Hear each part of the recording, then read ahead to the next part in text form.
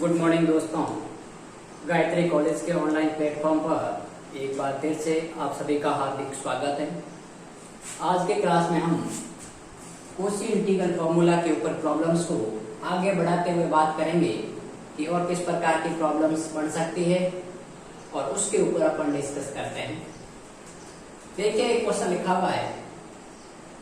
इन question में ये नहीं लिखा हुआ है कि आपको कोशी इंटीग्रल फॉर्मूले से हिसाब करना है। आपको पहले पता लगाना है कि क्या इसमें मैं कोशी इंटीग्रल फॉर्मूला अप्लाई कर सकता हूँ। यदि कर सकते हो तो फिर अपन को इसको कोशी इंटीग्रल फॉर्मूला से करना है। और कभी कभी क्वेश्चन के ऊपर लिखा हुआ आ जाता है कि आपको यूजिंग कोशी इंटीग्रल फॉर्मूला इसकी वैल्यू निकालनी है, लेकिन इसमें ऐसा कुछ मैंने लिखा नहीं है। तो इसलिए आपको मैंने बता रखा है कि अपन कोशी इंटीग्रल फॉर्मूला कब अप्लाई कर सकते हैं कि जिस पॉइंट पर अपन को वैल्यू निकालनी है या फिर वो जो फंक्शन की सिंगुलरिटी है वो उस फंक्शन की रेंज के अंदर आनी चाहिए। ठीक है, तो अपन फर्स्ट क्वेश्चन को सॉल्व करते हैं पहले, फिर अपन बात करेंगे क्वेश्चन नंबर 7 और 6 की। तो देखिए, यदि अपन क्वेश्चन नंबर 6 की बात करने जाएं तो क्वेश्चन नंबर 6 क्या लिखा हुआ है, मैं मान लेता हूं लेट आई बराबर, ठीक है, क्या मान लेते हैं, integration over mod of z equal to 2 9z square minus iota z plus 4 upon z into z square plus 1, और ये हो गया आपके पास में dz। अब मेरी बात सुनो, इसकी वैल्यू अपन को निकालनी। तो सबसे पहले देखिए, यहां पर इस फंक्शन के साथ में देखिए तो जेड स्क्वायर प्लस 1 है, एक जेड है, और इसको मैं यदि ब्रेक करता हूं तो ये क्या होगा, जेड प्लस आयोटा और जेड माइनस आयोटा के टर्म्स में टूटेगा। ठीक है, अब बात सुनो, तो सबको पहले अपन को पृथक करना पड़ेगा, अलग अलग करना पड़ेगा। ठीक है, तो पहले मैं इसको अलग अलग कर लेता हूं। तो देखिए, यहां पर चूंकि इसको अपन अलग अलग करने के लिए मैंने आपको मेथड पहले बता रखा है पार्शियल फ्रैक्शन का, उस मेथड से करो तो भी बात अच्छी है, और नहीं तो मैंने आपको बताया था हिट एंड ट्रायल मेथड, वो भी ठीक है। मैं यहाँ हिट एंड ट्रायल मेथड से आपको बता देता हूं। इसको अपन कैसे ले सकते हैं, 9z square minus iota z plus 4 upon z into Z plus iota और जेड माइनस आयोटा। अरे भाई, इसको अंदर मल्टीप्लाई करेंगे तो Z square minus iota square, और आयोटा स्क्वायर का मान -1, तो माइनस माइनस ये प्लस हो जाएगा। अब इसको अपन यदि सॉल्व करने जाएं तो सबसे पहले अपन क्या करेंगे, मैंने कहा था इसकी वैल्यू अलग निकालेंगे, इसकी अलग निकालेंगे और इसकी अलग निकालेंगे। सबसे पहले नीचे लिख लो जेड, ठीक है, और जो रख रहे हैं उसका मान 0 के बराबर कर दो। तो जेड का मान 0 के बराबर करूं, जेड का मान 0 आएगा, और वो जेड का मान 0, इसके अलावा जो यहाँ रख रहे हैं उसके अलावा सब पूरे फंक्शन में रख लो। तो जेड बराबर यहाँ 0 रखा तो ये 0 0, ये हो गया 9 इंटू 0 का square minus iota into 0 plus 4, और यहां रखा तो ये हो गया 0 प्लस आयोटा, और ये हो गया 0 माइनस आयोटा। ठीक है, दूसरी बात, यहां पर बीच में प्लस लगा लो, यहां पर लिख लो second term z plus iota. अब जेड प्लस आयोटा को मैं 0 के बराबर करता हूं तो मेरा टर्म क्या आएगा, जेड बराबर माइनस आयोटा। अब माइनस आयोटा इस जेड प्लस आयोटा के अतिरिक्त पूरे फंक्शन में रख लो, तो माइनस आयोटा यहां रखूंगा तो 9 इंटू माइनस आयोटा का square minus iota into minus iota.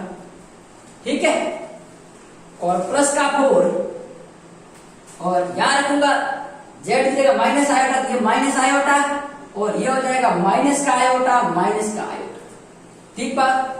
अब अपन बात करते हैं यहां पर, और क्या वैल्यू आ जाएगी, जेड माइनस आयोटा, और आप चाहो तो इसको a upon this plus b upon this plus c upon this, वो आपका मेथड जो अपन 12th क्लास में सीखते थे उससे भी कर सकते हैं, आंसर वही आएगा। ठीक है, तो लेकिन मेरे अकॉर्डिंग इससे थोड़ा फास्ट हो जाता है तो मैं इसी से करता हूं। अब देखिए, जेड माइनस आयोटा, इसको मैं 0 के बराबर करूंगा तो जेड का मान आयोटा आ रहा है, ये जेड का मान आयोटा इसमें पुट कर दो, तो 9 इंटू आयोटा का square minus iota into iota plus 4, और जेड का मान आयोटा यहां पुट किया तो आयोटा, और कहां पुट करना है, और इसमें तो आयोटा प्लस आयोटा। जिस फंक्शन की रख रहे हैं उसमें वैल्यू मत पुट करना, नहीं तो 0 हो जाएगा, क्योंकि आयोटा यहाँ रखूंगा 0, यहाँ माइनस आयोटा रखूंगा 0, यहाँ 0 रखूंगा ये 0। तो ये आपका पास में इसका पार्शियल फ्रैक्शन मैंने कर दिया है। अब इसको मैं सीधा तौर से लिख लेता हूं। तो क्या वैल्यू आएगी देखिए, ये जीरो, तो ये आएगा आपके पास में 4 अपॉन जेड इंटू माइनस का iota square, iota into minus iota, plus ये देखिए माइनस आयोटा का स्क्वायर, आयोटा स्क्वायर, और आयोटा स्क्वायर का मान -1, तो ये हो गया आपके पास में माइनस का 9, minus minus plus iota square, तो माइनस का 1 प्लस का 4 अपॉन देखिए जेड प्लस आयोटा है, और यहां पर देखिए माइनस का 2 आयोटा और माइनस का आयोटा, तो कितना हो गया प्लस का 2 आयोटा स्क्वायर। ठीक है, तो ये वैल्यू आपके पास में हो गई। अब मेरी बात सुनो, यहां पर आपके पास में माइनस और माइनस प्लस और आयोटा स्क्वायर का मान माइनस हो जाएगा, और यहां पर बात सुनो यहां, तो यहां पर क्या वैल्यू आ जाएगी आपके पास में माइनस का 9 आयोटा और आयोटा, आयोटा स्क्वायर, माइनस का आयोटा स्क्वायर, तो माइनस माइनस प्लस 1 प्लस 4, और ये हो गया जेड माइनस आयोटा। ठीक है, और ये हो जाएगा आयोटा और 2 आयोटा, 2 आयोटा स्क्वायर। ठीक है, तो क्या वैल्यू आ जाएगी देखिए minus iota square -1 minus minus plus, तो 4 अपॉन जेड, यहां पर देखिए 9 और 1 10, 10 में से आपके पास में 4 गए, माइनस के 6 अपॉन ये हो गया आयोटा स्क्वायर माइनस का 2, तो माइनस माइनस प्लस, तो ये हो गया 2 इंटू जेड प्लस आयोटा। ठीक है, और यहां पर देखिए प्लस माइनस का 9 और 6 माइनस का 4, ये हो गया आपके पास में 4 बटे आयोटा स्क्वायर का मान -1 कैंसल, 2 जेड माइनस आयोटा। ठीक है, तो ये वैल्यू आ जाएगी 4 upon z plus 3 upon z plus iota और plus 2 upon z minus iota. ये इसका पार्शियल फ्रैक्शन हो गया इस पूरे फंक्शन का। ठीक है, तो अब इसकी जगह मैं क्या लिख सकता हूं, ये लिख सकता हूं। तो अब अपना इंटीग्रेशन क्या हो गया देखिए, मैं यहां लिख देता हूं, देयरफॉर I बराबर integration our mod of z बराबर 2। अब मैं देखिए मैंने कभी कभी आप ऐसा भी कर सकते हो, नीचे वाले को सॉल्व करो, इसको साथ में नहीं लो, यदि इसको साथ में नहीं लो तो पहले इस फंक्शन को लिखो और फिर लिखो, लेकिन मैंने इसको टोटली साथ में लिख दिया है। तो ये वैल्यू क्या आएगी 4 upon z plus 3 upon z plus iota plus 2 upon z minus iota into DZ. ठीक है, ये वैल्यू आपके पास में आ रही है। अब मेरी बात सुनो, इसको अलग अलग कर लेते हैं।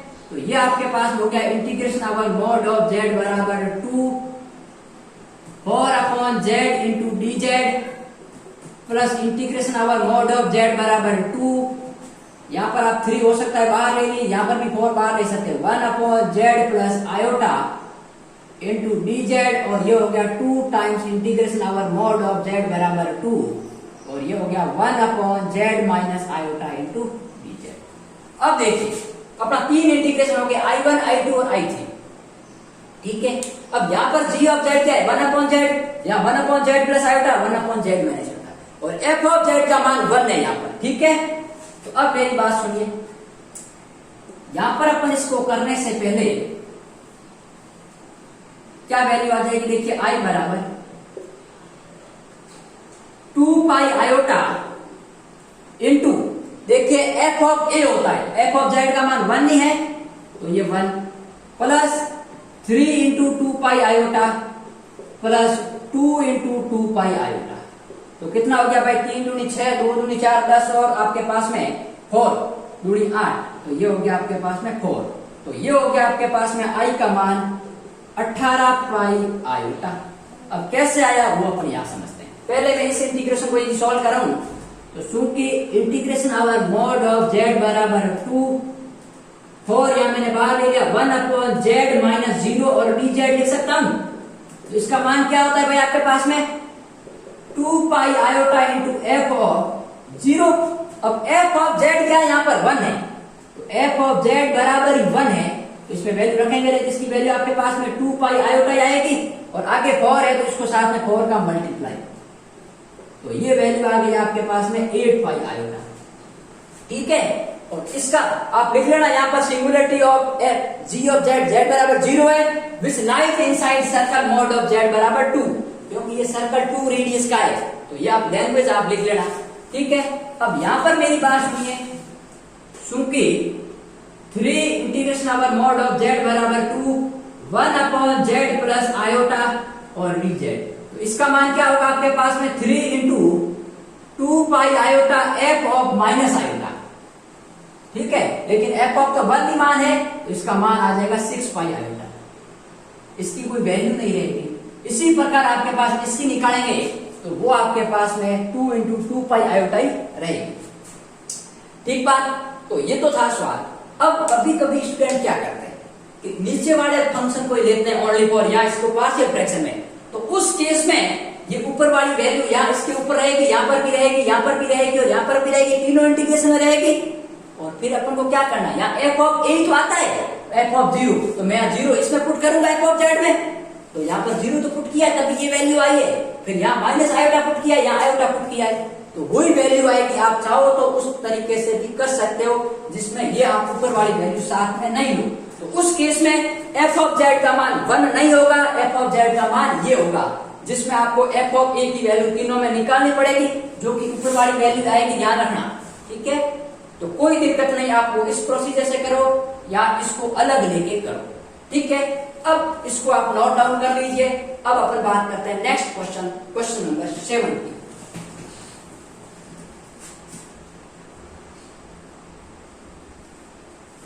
उतार लेना एक बार, स्क्रीनशॉट ले लेना पॉज करके वीडियो को।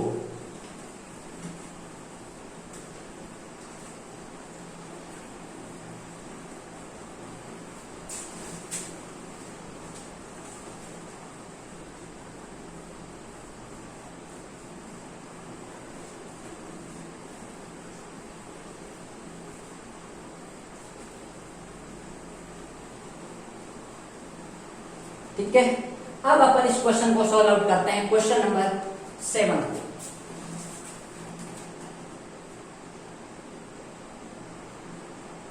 अपन मान लेते हैं आई बराबर integration over c sine pi z square plus cos of pi z square upon z minus 2 iota का होल स्क्वायर डीजेड। ठीक है, जहां पर सी आपके पास में क्या एक सर्कल है जिसका सेंटर 1,0 है, रेडियस 4 है।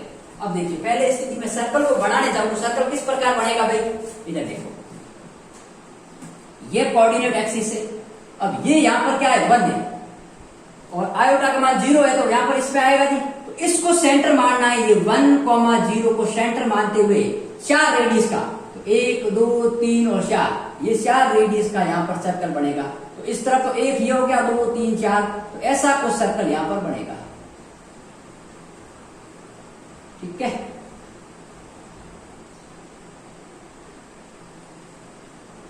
ये आपके पास में सर्कल है, ये रियल एक्सिस है,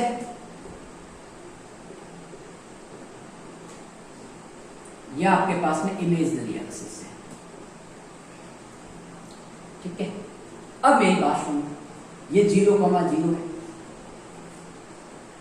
ये यहां से यहां तक की जो डिस्टेंस है वो 4 है, यहां से यहां तक की डिस्टेंस है वो 4 है, रेडियस 4 है और सेंटर इसका ये है, थोड़ा आप सही बना लेना। अब ये है, अब देखिए इसकी सिंगुलरिटी क्या है, सबसे पहले मैं चेक करता हूं, लेट जी ऑफ जेड, क्योंकि मैं जो कॉची इंटीग्रल फॉर्मूला अप्लाई कर सकता हूं या नहीं, पहले ये चेक करना पड़ेगा। तो ये हो गया sign pi z square plus cos of pi z square upon z minus 2 iota. तो यहां पर जेड की क्या वैल्यू रखें, ये मान आपके पास 0 हो जाएगा, 2 आयोटा, तो लिख देते हैं since singularity of g of z is z बराबर 2 आयोटा। अब आयोटा कहोगे सर आप साथ में आयोटा आ रहा है, आयोटा का मतलब क्या है भाई कि यहां पर ये 1 आयोटा और ये 2 आयोटा, यहां पर ये इसकी सिंगुलरिटी लाइज कर रही है और सर्कल की रेडियस तो यहां से यहां तक कितनी है, 4 है। अरे भाई यहां से यहां तक भी 4 है और यहां से यहां तक ऊपर भी आपके पास में कितनी है, 4 है, तो 2 तो इसके अंदर ही लाइज करेगा। ठीक है, तो इसको अपन बोलते हैं 0,2 आयोटा या z बराबर 2 आयोटा। ठीक है, जो कि 0 + 2 आयोटा लिख सकते हैं। तो x का मान 0 है, y का मान 2 है, तो ये आएगा 0,2 आयोटा। और साउथ आपके पास में ये सिर्फ और सिर्फ इमेजिनरी एक्सिस को बताने के लिए क्या है आयोटा, बाकी 2 है y का मान। ठीक बात। अब मेरी बात सुनो, विच lies inside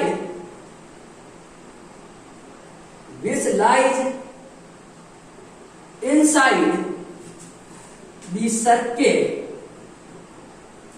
C such that mod of z minus 1 बराबर 4। Therefore we can apply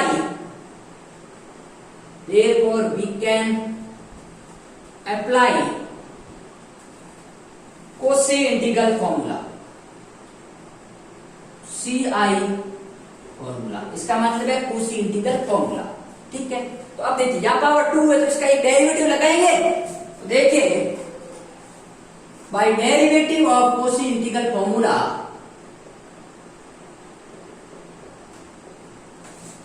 by derivative of Cauchy integral formula अपन क्या कहेंगे भाई कि आपके पास में ये वैल्यू आ रही है, तो मैं कह सकता हूं कि आपके पास में integration over c f of z upon z minus a की पावर n प्लस 1 होता है dz।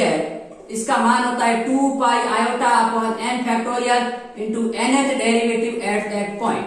ठीक है, तो इसको मैं यदि इससे कंपैरिजन करवाने जाऊं, ये फंक्शन पहला है समीकरण 1, समीकरण 2, कंपेयरिंग 1 and 2, तो हियर f ऑफ z का मान क्या है भाई आपके पास में sine of pi z square plus cos of pi z square.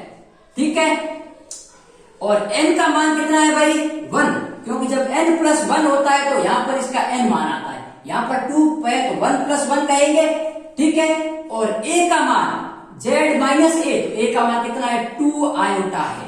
ठीक है, तो यहां पर यदि मैं इसको पुट करता हूं तो अपने पास में क्या वैल्यू आएगी देखिए, therefore integration over c sine of pi z square plus cos of pi z square upon z minus 2 iota का होल स्क्वायर और dz। ठीक है, यही तो है। अब इसका मान क्या आएगा देखिए, मैंने क्या लिखा है n प्लस 1 रखना है, तो 2 को मैं क्या लिख सकता हूं 1 प्लस 1 लिख सकता हूं, और ये f ऑफ z की जगह ये आ गया, तो इसका मान आएगा 2 पाई iota upon n factorial. n का मान यहां पर क्या है n प्लस 1, तो ये 1 फैक्टोरियल इंटू n का मान 1, तो एक बार डेरिवेटिव f डैश a का मान 2 आयोटा। ठीक है, अब मुझे निकालना पड़ेगा इसका मान, समीकरण में 3 रख देता हूं, f dash 2 iota, since f of z बराबर है आपके पास में sign pi z square plus cos of pi z square, तो f डैश z क्या होगा भाई आपके पास में साइन का cos of pi z square into pi z square का 2 पाई जेड, और ये दोनों में आ जाएगा आपके पास में 2 पाई जेड, और कॉस का माइनस का साइन पाई जेड स्क्वायर। ठीक है, अब मैं किसकी वैल्यू निकालनी है f डैश 2 आयोटा, तो f डैश 2 आयोटा, तो ये हो गया 2 पाई इंटू 2 आयोटा और कॉस ऑफ, अब देखिए यहां पर पाई तो है ही, जेड स्क्वायर, तो 2 आयोटा का स्क्वायर करेंगे तो क्या होगा माइनस का 4, माइनस का साइन ऑफ माइनस का 4। ठीक है, तो ये वैल्यू आपके पास में f डैश 2 आयोटा है, ये आएगी 4 पाई आयोटा, 2 इंटू 2 4, और cos माइनस 4 पाई, ये होगा cos ऑफ माइनस का 4 पाई और प्लस का साइन ऑफ 4 पाई, ये माइनस में ये 0 हो गया, और cos 4 पाई 1, तो ये हो गया f डैश 2 आयोटा बराबर 4 पाई आयोटा। ठीक है, तो देयरफॉर समीकरण 3 इंप्लाइज दैट, तो मैं यहां लिख लेता हूं कि आपके पास में therefore integration over c sign pi z square plus cos of pi z square upon z minus 2 iota का होल स्क्वायर dz। ठीक है, क्या मान देगा भाई आपके पास में 2 पाई आयोटा की जगह 2 पाई आयोटा इंटू ये 4 पाई आयोटा, तो ये iota into iota iota square, तो ये हो गया माइनस का 8 पाई स्क्वायर। ठीक है, यही इसका आपको आंसर है। ठीक है, तो ये तो था आपके पास में क्वेश्चन। नेक्स्ट अपन अगले लेक्चर में और बात करेंगे क्वेश्चंस को लेकर। ठीक है, कि और किस प्रकार के क्वेश्चन बढ़ सकते हैं।